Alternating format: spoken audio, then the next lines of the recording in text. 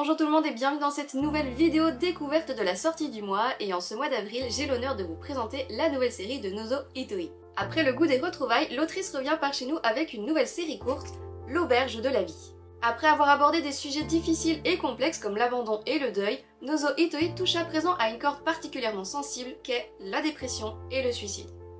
À proximité du cap de Shide, une magnifique falaise en bord de plage, également surnommée le cap de la mort, se trouve une auberge. Cet établissement situé entre la vie et la mort voit venir de nombreuses âmes perdues et torturées qui viennent profiter d'un dernier bon repas avant de se jeter dans le vide. Sumomo est une jeune fille venue accomplir sa dernière volonté, discuter avec la gérante de l'auberge.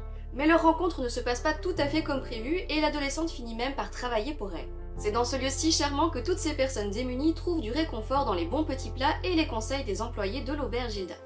Cependant, ceux-ci se cachent également de leur réalité jusqu'à ce qu'elle les rattrape.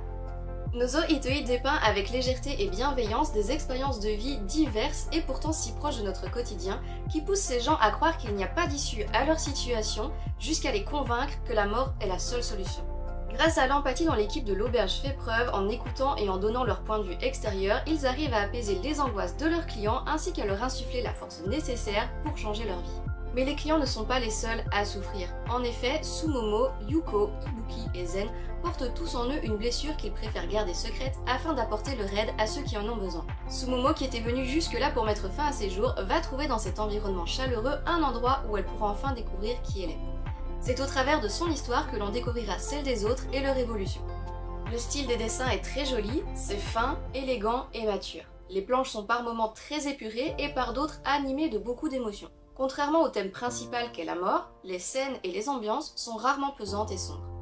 J'ai personnellement été touchée par plusieurs des expériences vécues par les clients de l'auberge, alors peut-être que mon ressenti s'en est trouvé un petit peu exacerbé. Ce seinen en 2 volumes aux éditions Akata dans la catégorie large met en avant l'être humain et son rapport à l'existence. Avec des sujets plus lourds et plus complexes, ces collections sont à conseiller à un public capable de prendre du recul. La sortie du second et dernier tome est prévue pour le 13 juin et personnellement j'ai hâte de percer le mystère autour de la gérante de l'auberge et de voir l'évolution de Sumomo. Voilà qui conclut cette vidéo, j'espère qu'elle vous a plu. Comme d'habitude, n'hésitez pas à liker, à commenter, à partager et à vous abonner pour la suite des découvertes et les présentations de mes lectures. Et en attendant la prochaine vidéo, je vous dis ciao!